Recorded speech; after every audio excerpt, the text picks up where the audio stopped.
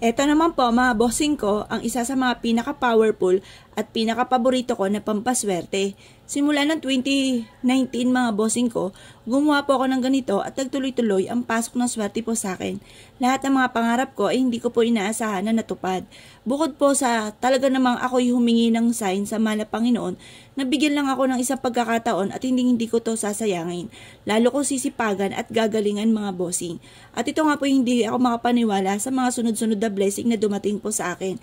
Pero syempre mga bossing ko, kailangan po natin ng magtiis, sipag at tiyaga lang talaga mga bossing.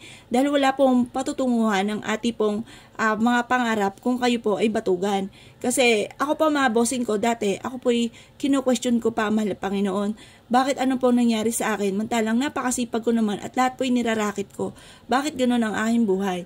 Ako po mga bossing ko ay humingi nga po ng sign, isang pagkakataon lamang at hindi ko po ito sasayangin. At dinagdag ko lang po sa buhay namin ay pampaswerte. Kagaya po nitong asin at ganoon din po ang dahon ng laurel. Paborito ko po ito na pampaswerte na inilagay ko mga bossing ko sa isang shot glass at tinusok ko ang dahon ng laurel. Pwede nyo rin po itong ilagay sa isang mangkok na dami-damihan nyo po yung asin at tapos tusukan nyo po ng dahon ng laurel. Ang dahon ng laurel ay isa sa mga napaka-generous na magbigay ng blessing. At ganoon din po mga bossing ko, ang asin naman ay nagtataboy ng mga kamalasan. Focus ka lamang, harap ka sa may silangan na 6:30 or kaya po ay alas 7.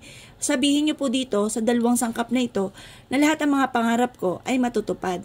Bukod sa sipag at tiyaga at pananalig sa mahal na Panginoon, sa pamamagitan ng pampaswerte ng asin at dahon ng laurel, ako ay magkakaroon ng sariling bahay, malaking bahay. Ganon din po magkakaroon ako ng negosyo na dito na ako yayaman. Magkakaroon ako ng mga sasakyan. Magkakaroon ako ng mga bagay na matagal ko nang pinapangarap. Malalayo ako at aking buong pamilya sa anumang kapahamakan. Hindi ako magkakaroon ng karamdaman at magkakaroon kami ng mahabang buhay at isang masayang pamilya. I-wish na po lahat ng gusto po ninyo mga bossing.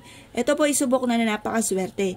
I-mindset nyo na kayo magiging matagumpay at lahat ng mga pangarap po ninyo ay matutupad. At pagkatapos mga bossing ko, ito pong ating asin ay ilagay po natin sa lagayan at ganoon din po mga bossing ko ang dahon ng laurel.